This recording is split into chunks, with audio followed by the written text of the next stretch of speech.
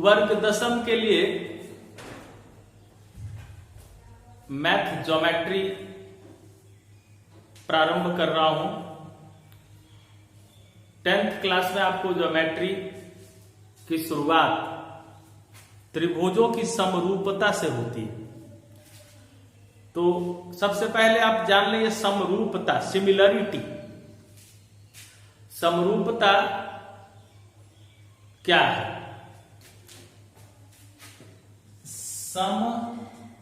समरूपता, सिमिलरिटी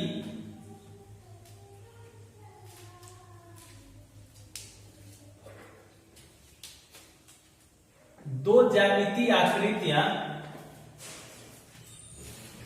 परस्पर समान दिखती है, माप में समान नहीं होगी लेकिन उसकी आकृति समान होगी। आकार समान नहीं होगा, परिमाप समान नहीं होगा। जैसे यह एक त्रिभुज है और यह एक त्रिभुज है। दोनों त्रिभुज समरूप हो सकते हैं लेकिन सर्वांग सम नहीं हो सकते। सर्वांग सम होने के लिए length of the side equal होना चाहिए, एंगल को भी इक्वल होना चाहिए। एंगल इक्वल हो जाने के बाद समरूपता की स्थिति के तरफ बढ़ सकती है। एंगल इक्वल होने के बाद सर्वांग समता के तरफ भी बढ़ सकती है। लेकिन जब लेंथ इक्वल होगा तब सिर्फ सर्वांग समता को बताएगी, और जब सर्वांग सम होगा तब वो समरूप भी हो जाएगा। यानी सारे सर्वांग सम समरूप होते हैं लेकिन सारे समरूप सर्वांग सम नहीं होते। ऐसा इसलिए कि ये समरूप है लेकिन सर्वांग सम नहीं है, क्योंकि लेंथ दोनों का इक्वल नहीं दिखाई दे रहा। त्रिभुज की समरूपता, चतुर्भुज की समरूपता, वृत्त की समरूपता, कोई भी दो ज्यामितीय आकृति है वो एक दूसरे के समरूप हो सकता है। और त्रिभुजों की समरूपता ही आपको 10th क्लास फर्स्ट चैप्टर में विशेष रूप से जानना है। लेकिन समरूपता में सिमिलरिटी है क्या? तो सिमिलरिटी के अंतर्गत कोई भी दो ज्योमेट्रिकल स्ट्रक्चर एक दूसरे के समान दिखाई पड़ता है। त्रिभुजों की समरूपता के बारे में जानना है तो उसके लिए कंडीशन है, ये त्रिभुज है, ये भी त्रिभुज है। त्रिभुज ए, ये बी सी, यहां D E F. Angle A यदि एंगल ई के बराबर है और एंगल बी यदि एंगल डी के बराबर है,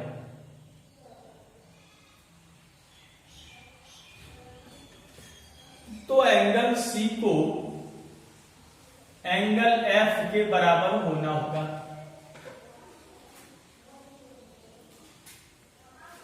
अब ये त्रिभुज ए बी सी समरूप होंगे। त्रिभुज ए के जगह पर ए के बराबर ई था तो यहां ई लिखेंगे। फिर बी एंगल के बराबर डी एंगल है तो यहां डी लिखेंगे। फिर सी के बराबर एफ है तो यहां एफ लिखेंगे। अर्थात सी के प्लेस पर एफ लिखाया, बी के प्लेस पर डी लिखाया, ए के प्लेस पर ई लिखाया, ये इसलिए कि ए का मान ई के बराबर, बी का मान डी के बराबर, सी का मान एफ के बराबर, ये समरूप हो गया। लेकिन यदि हम लिख दें कि ए बी सी समरूप त्रिभुज डी ई एफ, तो ये रॉन्ग होगा, ये गलत होगा। इसलिए इस पर पूरा ध्यान रखने की जरूरत है और इसी के आधार पर आप त्रिभुजों की समरूपता को दर्शाएंगे।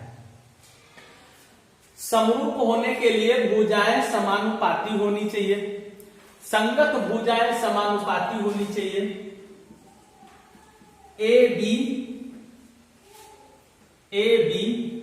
Bye D E is equal to A B by D E. अब यहां देखना है ए बी सी के सामने और सी के जगह पर एफ है, सी का प्लेस और यह एफ का प्लेस, यानी सी एंगल एफ एंगल के बराबर है। तो सी के सामने ए बी तो एफ के सामने डी, और फिर जब हम ए सी को उठाते हैं, ए सी ये बी के सामने है, अभी हम ए बी बाय डी लिख दिए तो हम A C is equal to D F नहीं लिख सकते। ऐसा इसलिए कि साइड के अनुरूप ये एंगल और साइड का जो रिलेशन है, ए बी हमने लिखा तो ए बी किस एंगल के सामने है, तो सी के सामने। अब इस त्रिभुज में सी के प्लेस पर कौन है, एफ, तो एफ के सामने कौन साइड है, डी, इसलिए यहां डी होगी। इसी को कहते हैं संगत भुजा। अब हम एसी का संगत, एसी का कॉरेस्पॉन्डेंट साइड कौन होगा, तो एसी के सामने एंगल डी है और बी के प्लेस पर डी है, तो डी के सामने ई एफ है, इसलिए एसी साइड का कॉरेस्पॉन्डेंस इस ट्रायंगल में ई एफ होगा। एसी की संगत भुजा इस त्रिभुज में ई एफ हो रही है। और फिर यहां बचा बीसी, बीसी ए के सामने है, ए के जगह पर यहां ई है, ई के सामने डीएफ है, तो बीसी के संगत डीएफ है। A B by D is equal to A C by E F is equal to B C by D F. ये संगत भुजा पर ध्यान रखना जरूरी है। अब इसके बाद अब बस यही दो कॉन्सेप्ट आपके पास ठीक से होंगे। First chapter introduction related chapter है, वो आसानी से सॉल्व हो जाएगा। अब थेल्स प्रमेय की चर्चा है। ज्योमेट्री शुरू थेल्स प्रमेय से, 10th क्लास की ज्योमेट्री। तो थेल्स प्रमेय 1, पहला प्रमेय। थेल्स प्रमेय 1 कहता है कि किसी त्रिभुज की एक भुजा के समानांतर कोई रेखा खींची जाए। त्रिभुज में 3 भुजा है, तीनों में से किसी एक भुजा के समानांतर कोई रेखा खींची जाए तो वह रेखा अन्य 2 भुजाओं को समान अनुपात में बांटती है। किसी त्रिभुज की, याद करना इसको, किसी त्रिभुज की एक भुजा के समानांतर कोई रेखा खींची जाए, कोई रेखा खींची जाए तो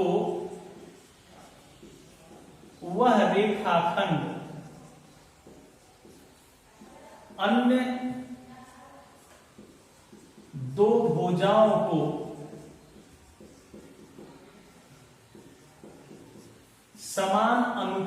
में बांटती है।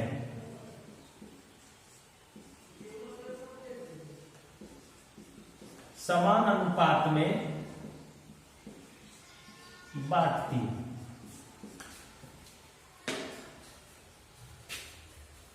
यह एक त्रिभुज है ए बी सी।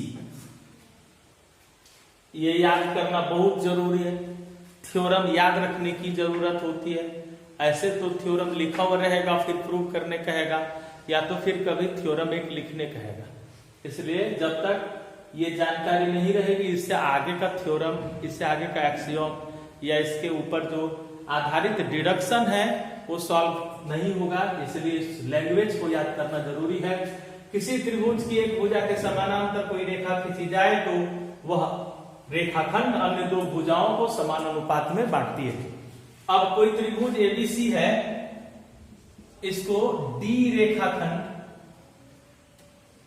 डी ये समानांतर है बीसी का। अब यहां से हम प्रूव करते हैं, लेट त्रिभुज एबीसी में D parallel to B C, D B C के पैरेलल है। टू प्रूव दैट, साबित करना है A D by B D, A D by B D is equal to A E by EC.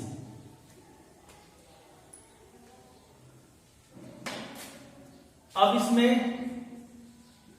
Construction देना है इसको प्रूव करने के लिए। ये कंस्ट्रक्शन होगा डी से एसी पर लंब डाला, ये डीएम है, डीएम लंब डाला एसी पर, और फिर ई से EN है, लंब डाला AB पर, और फिर कंस्ट्रक्शन में B से E को और C से D को मिलाया, BE तथा CD को मिलाया। बस सबसे पहले त्रिभुज लिया गया, माना, फिर क्या साबित करना है और कंस्ट्रक्शन। अब यहां से प्रूव करते हैं।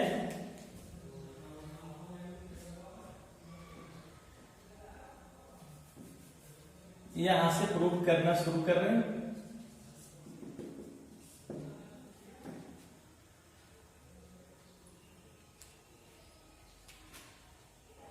त्रिभुज एबीसी, अब यहां देखना है, इस साइड से ADE एक ट्रायंगल है, इधर से BDE, यानी AB पर एक ADE और एक BDE।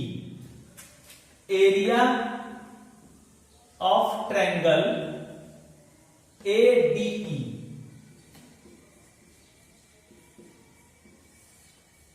फिर इधर से एरिया ऑफ ट्रायंगल BDE।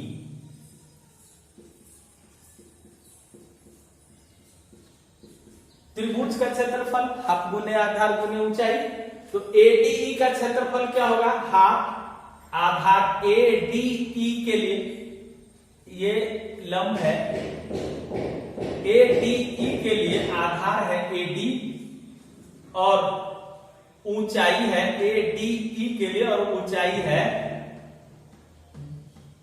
यहां से यहां तक EN।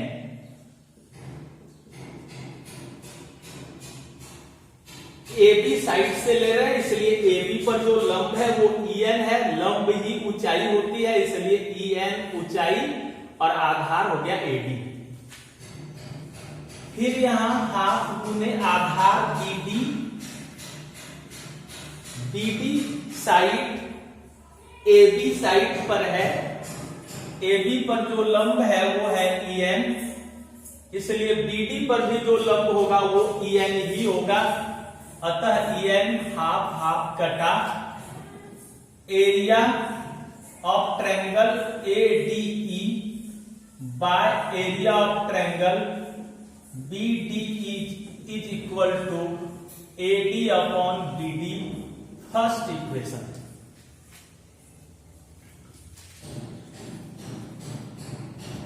इस साइड से हमने फर्स्ट इक्वेशन निकाला, अब इधर से फर्स्ट इक्वेशन निकालते हैं। AC साइड से area of triangle AED bye area of triangle BDE, इधर से निकाल रहे हैं तो DEC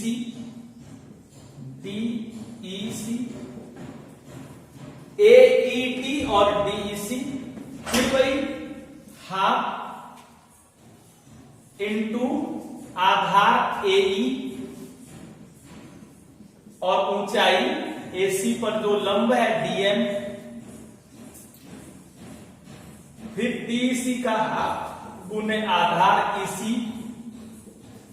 और ऊंचाई वही DM, क्योंकि EC और AC AC पर है और AC पर DM लंब है, इसलिए EC पर भी DM ही लंब है।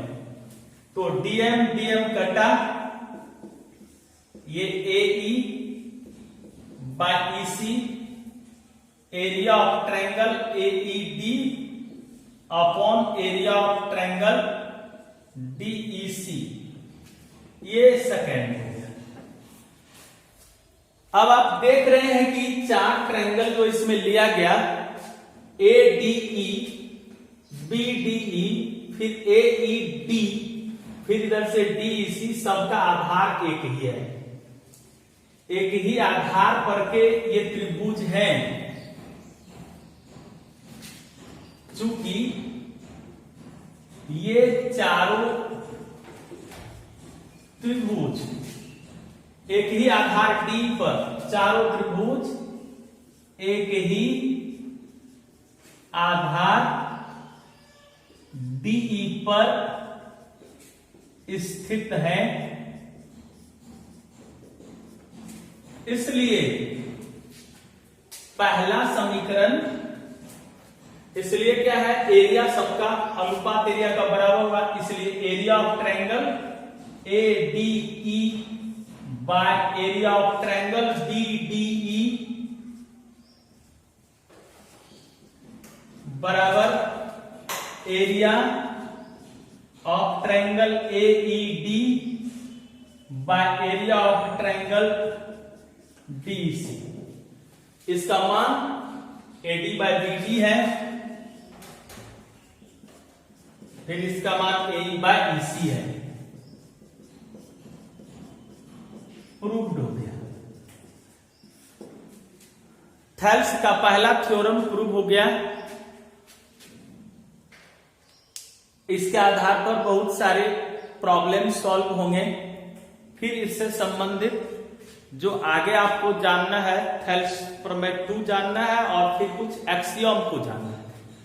अगले वीडियो में इसको मैं बताऊंगा, लेकिन आप इसको एकदम अच्छी तरीके से थेल्स प्रमेय का जो स्टेटमेंट है, जो कथन है, किसी त्रिभुज की एक भुजा के समानांतर कोई रेखा खींची जाए तो अन्य दो भुजाओं को वह रेखाखंड समान अनुपात में बांटती है, वह स्टेटमेंट याद कर लेना है और फिर इसको ठीक से बनाना है। धन्यवाद।